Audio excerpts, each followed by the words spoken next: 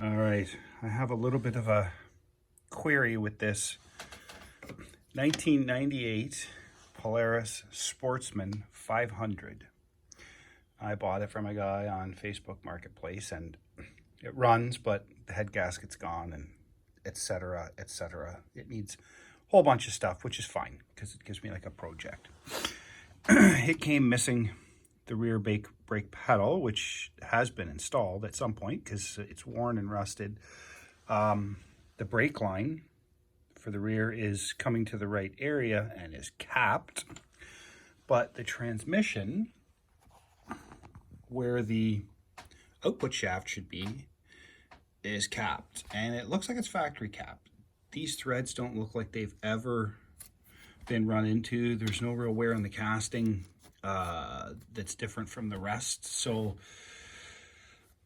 what I'm curious about is, did Polaris make this transmission in different formats for different machines, and could I purchase the output shaft along with the related components, split this transmission and add it in to be able to use the rear brake?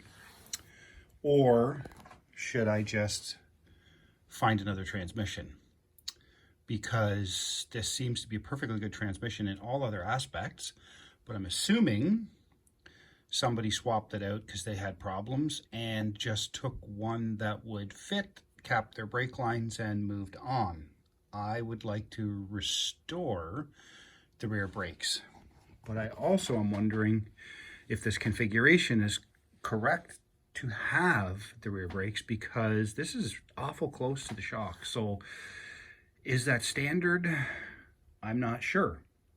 But anyway, I had reached out to Titanium Man Garage on YouTube in the comments, and I figure it was easier just to make a short video showing what this looks like so that I can ask him to respond based on the visuals, because back and forth in the comments is going to waste his time, and I don't really want to do that. So, but I figure that this would be an interesting one to resolve, because if my thoughts are correct, then I don't need to get a whole nother transmission. I can just buy that output shaft for like $40 and the other components, and instead of spending hundreds on a transmission, I might be able to just add the output shaft to it, is what I'm hoping.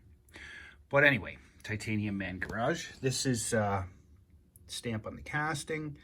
I couldn't, the model number, I thought I got it, and I did look it up, and it seems to be the right model number for this machine, but it is, obviously missing the output shaft. So, anyone have thoughts? I would appreciate the feedback, because I just want to get this resolved and get this bike going. Cheers.